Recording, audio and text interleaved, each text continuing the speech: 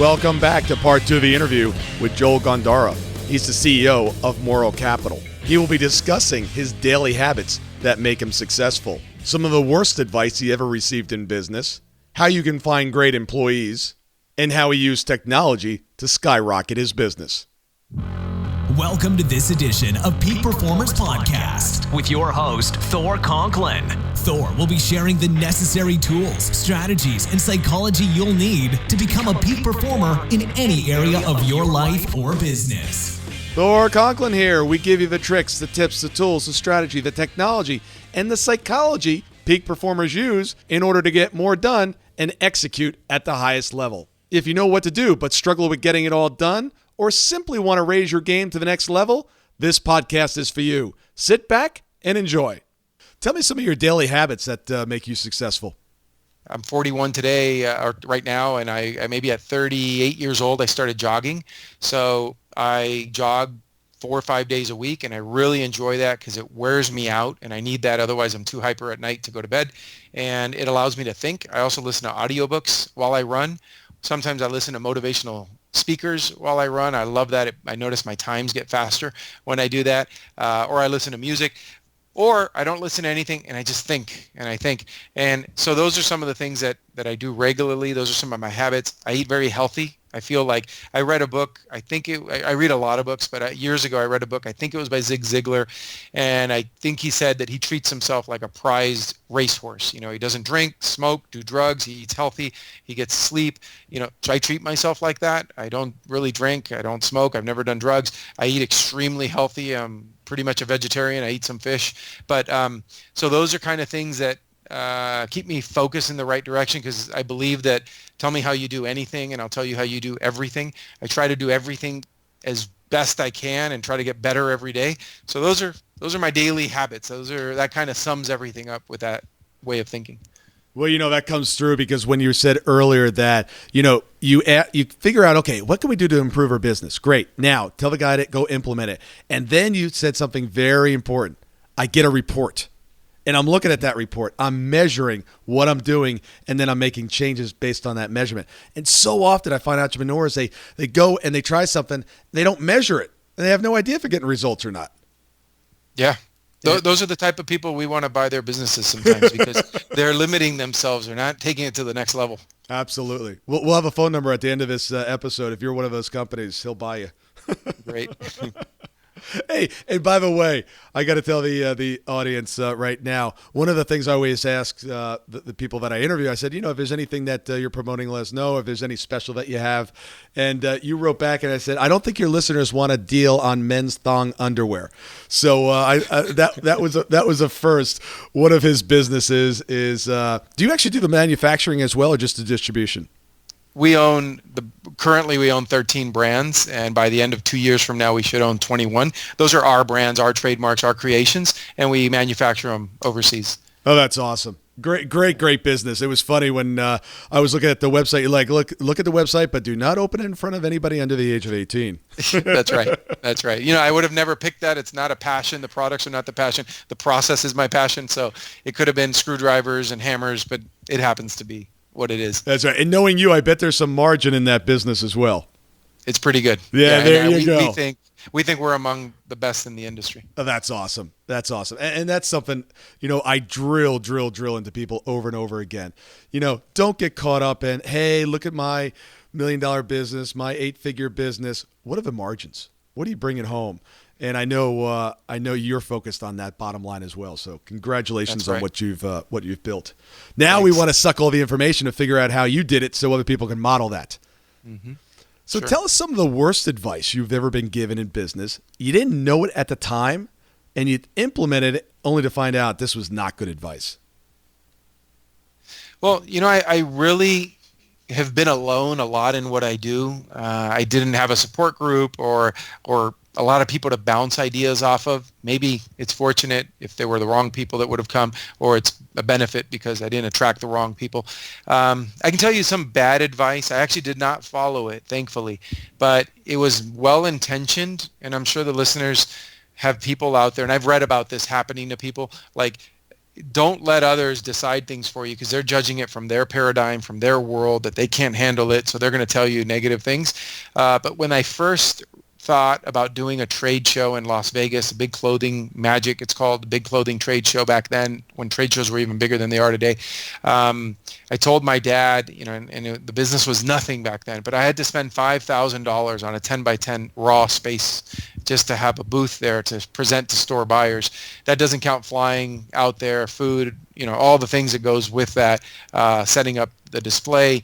And I told my dad about it, and my dad has always been very conservative with his money because his life was different than mine. He really had to, because, even though we were both poor, I was a little kid and I didn't have to worry about raising a family. He did. But my dad's advice to me about going to that trade show was, the time's probably not right. The economy's not good. That's too much money. Don't do it. And I did it anyway and started my business. That helped me take it to the next level in the beginning and get it into stores and catalog companies, brick and mortar, retail websites. So had I taken that advice, I don't know where I'd be today. I'd probably be working for somebody else.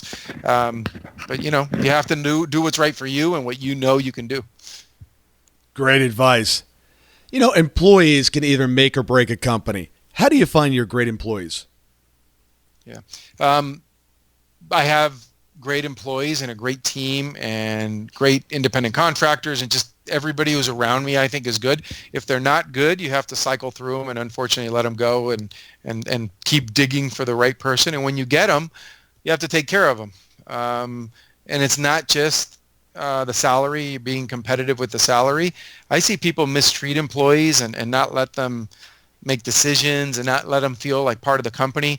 We're pretty transparent. Today, when we had lunch with our employees to celebrate last month, we told them the exact dollar figure of what our sales were. We've showed them our net income. We've showed them our net income percentage. We've showed them our payroll expenses, not by employee, but cost of goods sold. And talk about feeling like part of a team. There's nothing being held from them. When I went on Monday to visit a company 4 hours away, I drove up to meet them and see if it's an acquisition possibility for us. Well, I came back and told the employees what I did and what I thought it would do, and if it's reasonable for us to acquire them or not. So when you treat people like that, and I don't know why you wouldn't, they're part of your team. They're part of the reason that it puts food on your table. They're happy. And they feel fulfilled and they feel good. Last Friday, we don't do this every week, but last Friday we went bowling with our team just to celebrate a small victory. We set a project, we set a date, we let them set the date. When they did, I said, all right, if we finish it, we're all going to lunch and bowling on Friday, and we're all leaving early. Obviously, everybody's getting paid for the full day. So talk about, and we've learned this. I didn't learn this from the beginning. I've been learning it the hard way. You lose some people and you realize, we're not making them feel like part of the team. And you evolve. So if hopefully anybody listening learns from my mistakes and makes people feel like just part of the team. Well, and great. I love the fact that you never once said the word employee. You said team, and really making it part of the group. And that's awesome. And I bet, this is just my belief, and I could be wrong, correct me if I'm wrong, but you've got some pretty high standards. And I bet you drive the team pretty hard, don't you? Absolutely, we do. We operate a warehouse, and we have on a screen, talk about pressure, because that's the way we are. That's the way I treat myself. That's the way I'm going to treat everybody around me who's working toward a goal that we all have together. There's a screen on the wall, and I can tell at any minute how much you've produced today, how fast you've done it, how many orders you've picked, everything on the screen, and it's going to put you in order. Are you in first place, second place, third place, and so on? And that's a lot of pressure for them. There's rewards at the end of the month. Positives, and there's also negative consequences, unfortunately. If we got a lot done today and the sales were a little slower than on a normal Thursday that we planned for, let's say, got to send somebody home. If we have to, then we send that guy in last place, and that's fair. Yeah. Because, hey, the guy producing, I don't care if with that day we did so much that we're slow now, we'll find him something to do. Sweep up in the warehouse, organize some papers back there, move some boxes around, whatever, some productive, realistic things. But yeah, there's a lot of pressure, but it's because of a bigger goal. And we keep describing that to our team. We say, we're shooting for something big. This is not going to be where it is today. And I remind them, because they haven't been with us that long, let's say, I've got my right-hand person who's been with us 7 years, and the business isn't that old. So I have to remind the other ones, hey, this was in my bedroom. This was a small little online thing I did for a little while. And this is where we are, but this is nothing. It's going to continue to grow. So that keeps everybody motivated. And I imagine that some people step up to that challenge and others go, this is not my kind of deal. And I want a job at McDonald's where I'm not rated every day. Absolutely. And that's good. We Yeah, gotta absolutely. figure it out at some point, whether you're for us or not. Fortunately, the team we have today is the best team we've ever had. And I say that almost daily to them and to my right-hand person that deals with them daily. Yeah, we're so happy. Oh, that's excellent. Now, I'm going to get a little sexist here, and I don't mean to, but there's a different, and I'm going to explain why. Men and women are motivated differently. Men rise to a challenge. A woman is not necessarily motivated by challenge. She's got other drivers. Do you notice a difference between the men in this environment when you have these various levels and everyone's being counted versus the women? I agree, and I've read books on the differences of the sexes. So and I'm going to get some hate mail on this right different. off the bat, so I'm waiting for the hate mail. But I don't mean it to be sexist, but there is a difference between the drivers. Yeah, and there's research and there's books that we're all different, and some are positive for men, some are positive for women. I'm trying to think what I personally don't know as far as those drivers. I haven't experienced it as much. Our team overall, we have more men than women, except for in our factory, we have more women there. But I personally don't know. I mean, I'll learn it from you, but I don't know firsthand from experience what that difference is. Okay. I was just curious. I mean, women tend to be more collaborative, let's help the group. Let's everyone come together. Let's be, and then some men are just like, let me crush them all. I want first place. Absolutely. Yeah. Now that you say it that way, absolutely. I agree. That's been my experience. Yes. Yeah. But, anyway, I just was curious. What a brilliant way. How do you track, each person has a scanner that picks it? How do you know who's doing what? Yeah, in our warehouse, every person carries a cart or pushes a cart with 42 boxes on it. Everything's barcoded, locations, products, everything. They have an iPad on the cart that tells them everything that they have to do. Audio telling them where to go, visual in case they need that. It's all repetitive, to hit them on both angles. And then they have a scanner. Weighs a couple ounces around their neck, and it tells them where to go, but it tells them where to go in the most intelligent, mapped out way, so they're not inefficient. And that's another thing. We used to be inefficient, manual, carrying boxes around, guys trying to figure out where things are at. We've noticed the happiness level's gone up because every step that they take physically, I mean literally, every step that they take is toward the right direction. They're going in the right direction. Before, they used to go back and forth. We put a pedometer on them. They were doing 10K walking at work every day. Now they're doing less than 2K and being extremely productive, way better than they were when they were running around the entire warehouse. So everything's tracked. They're logged into whatever they do. And so it tracks everything. All our key performance indicators that we need to know for people picking orders is there. So we made a proprietary software. It works. That's brilliant. It works very well, and we've incorporated it about 11 months ago, and we hadn't had a shipping error. We send thousands of orders a week, and we haven't had a shipping error once in 11 months. So it's a good system, and it tracks everything. That's incredible. It sounds like you got Amazon beat at some of these systems. For being a smaller company in Amazon, a lot smaller than them, we're pretty good. No robots, but the people that are there are as efficient as we can figure out that they can be. That's amazing. Have you gone back? Are you doing any business with Amazon anymore? Or are you just doing it all direct? Yeah, they contacted us 8 months after they kicked us off and said, you were a good account. We'd like to have you back. And so we've been back for a few years. Along that same thought, if you went back 10 years ago, what could you have done better 10 years ago that you wish you knew, the information now that you do know, that you would have implemented back then? We really were wholesale distributors going to trade shows. It's a tough life.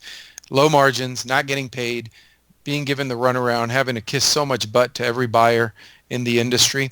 And I knew that the solution was to go to direct to consumer. That would have changed everything. Problem is I didn't know how to do it. But you know what? Looking back, if I could have told myself 10 years ago, look, figure it out. Get a little bit of help. Pay a little bit and get a little bit of help. That would have been much better than the route we went, which was just wholesale, low margins, a lot of work, a lot of travel, and again, a lot of just not happy butt kissing to every buyer in the industry. So I wish that we would have made the move direct to consumer through e-commerce a lot earlier. And yeah, if I could go back and give myself that advice, I would have saved myself a lot of heartache and a lot of lost margin and lost profit. And if you were going to advise someone today that was in a similar situation like you were, and they were starting in 2016, 2017, and they want to make that move to direct to consumer, what's some of the advice you would give them? Yeah. First of all, you have to be happy with what you've done, because that maybe gets you to the possibility to even be in that situation, to be able to transform the business. There's an advantage to selling wholesale.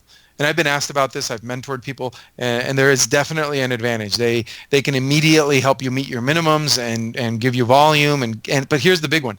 Those are good. But another one is they make your brands and your products recognized, because you can't get it into 100 brick and mortar stores by yourself. How are you going to do that? You need the help of those stores to buy from you. You also can't get into 10, 20 websites on your own. You need each of those websites to buy, or catalog companies, or wherever you're selling to. It doesn't hurt to have somebody help you build your brand name. In the process, they're going to make better margins on your own stuff than you are, but that's fine. That's a trade-off. The problem is, I don't see there's anything wrong with simultaneously you trying to work on it and try to get your products direct to consumer, because ultimately that's where it's going to go. There aren't going to be a lot of third-party middleman, because come on, if you're Thor, you're making a product for $10 and that's your cost on it, you sell it to me for $20, and I'm going to buy it from you and sell it for $40. Hey, why don't you go sell it for $40? You made it for $10, and with the technology today, you can go direct to consumer. You don't need a massive warehouse, and you don't need a lot of money. Yeah, definitely things have changed. And, and I think that touch with the consumer also, people like that. Absolutely. I think people like buying direct from the source. If you're loyal to a brand, you kind of want to give the business direct to the brand and not feel like you're giving it to a middleman. By the way, I learned that years ago. I had a sales job for just under a year, or about a year, with Carnival Cruise Lines. And I was a direct sales. It wasn't a call center. They weren't calling me. I was aggressively making calls. It was a good paying job, but you had to get out there and call. And I remember calling a lady, and we'd get the leads from whoever visited the site the night before. This is years ago. I'm sure it's very different now. And calling the lady and telling her who I was and who I was with. And she said, "Oh my God, I love you guys. You guys are the best cruise line." And I looked up her history. She had traveled on like 15 cruises with us. And when she said, "So wait a minute, let me get this straight. I can purchase this directly from you guys?" And I said, "Yeah, we're the direct company. That's who we are." And she said, "Oh my God, that makes me feel so much better, because I want you guys to have my money, not some middleman, because I like you guys." Yeah. So she didn't want to use an agent. So that kind of opened my eyes for later in life to realize people like going direct to the source. Yeah. I have a client that actually, I said, how could you better connect with your customers? And he has a very large online business. And he goes, "I don't know. I do everything online." I'm like, "Do you have their phone numbers?" He goes, "Yeah." I said, "Why don't you just pick up the phone and call a couple and say, 'Hi, this is Bob, the president of X, Y, and Z.'" He goes, "Wow, that would be interesting." He goes, "I think I might like that." He does that. He calls me about an hour later. He goes, "That was the best hour I've ever spent in my life." He goes, "I called these customers up and they didn't know who I was. And I told them who I was. And they're like, 'No, it's not you. You can't own the company. What are you doing? Call me.'" And he goes, "All I'm doing is just saying thank you for being a customer. And I'm calling you from my cell. If you ever need anything, just call me." They were like blown away. I said, "Do you think there'll be clients next year? The year after? They're not going anywhere to buy anything else. Are you kidding me? They've got Bob's cell phone number, the president of the firm." And that's phenomenal. Were these end consumers, just regular people? Yep. He sells fitness equipment online. He has 40,000 clients or customers that purchased from him over the years, and he just randomly called a few. Awesome. And I said, "Did he call?" Yeah. Go ahead. Sorry. I'm really curious, because this is phenomenal. Yeah. I love this. Did he call, maybe start from the top? Call the guys who buy the most? Nope. Maybe? Nope. He just randomly picked numbers. He didn't even know what they bought. Wow. Yep. Wow. And it wasn't doing anything other than advice. just saying thank you. Thank you for being a customer. Yep. And I'm calling you from my private cell. And if there's anything you ever need, you have my cell now. And I said, look, be prepared. You might end up with a disgruntled client. You might end up with somebody who doesn't believe you. I said, I don't know what the responses are going to be, but you're going to find out. And he absolutely loves it. And he does, to this day, he's still going back and doing that. That is great advice. And just so you know, I wrote myself a couple of notes for this phone call, just to, some thoughts that I had that we've been covering. But I just wrote a big one with like 10 stars around it, which is that you just gave me. So thank you. That's the nugget I'm getting out of this for sure. Oh, look, dude, I get so much out of this as well. I'm making notes as well. I'm sitting here. I'm like, man, hungry and curious. If I was nothing more than hungry and curious in 2017, whoo! I mean, yeah. It's unbelievable. And how does hungry and curious make you feel? Makes you feel great. Yeah. And by the way, if I have to hire somebody, I want hungry and curious way over, and no disrespect to Harvard, it's the best university ever, but way more than a Harvard MBA. I want that guy who's hungry, curious, eager. That's the person I want. Yeah. The guy that I interviewed yesterday, he said, when a door shuts in front of me, he goes, I learned how to build doors. That's what I do. I don't look for an open door. Yeah. I build my own. I'm like, man, I'm taking that one too. Thank you so much for listening today. I really do appreciate your time, and I hope you found today's show valuable. If you would like to receive these shows automatically to your phone or to your computer, simply go to iTunes and subscribe.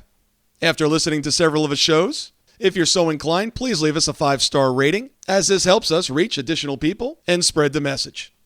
If you're truly committed to taking your life to the next level and doing whatever it takes to become a peak performer, but something's holding you back, something is blocking your way, and you just can't seem to figure out what it is, send me an email to info@thorconklin.com, and I'd be more than happy to get on the phone with you. We'll schedule a 15-minute discovery call. No obligation, no cost.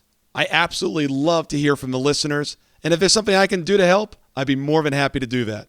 Also, if you found something of great interest in today's show and you want to share that with your friends and family, simply go to my Facebook page, Thor Conklin, click on the episode, hit the share button, and share it on your page. You can follow me at Twitter at Thor Conklin. The website is thorconklin.com. We're constantly adding new free resources, discussing additional tricks, tips, tools, and strategies on how to be a peak performer. Remember, I try to keep these episodes short so you can listen to them during dot time, doing other things, commuting, driving, walking, working out. Decide to be a peak performer in all that you do. And until tomorrow, have an absolutely amazing day. That concludes part 2 of the interview with Joel Gandara. Please stay tuned later this week for part 3.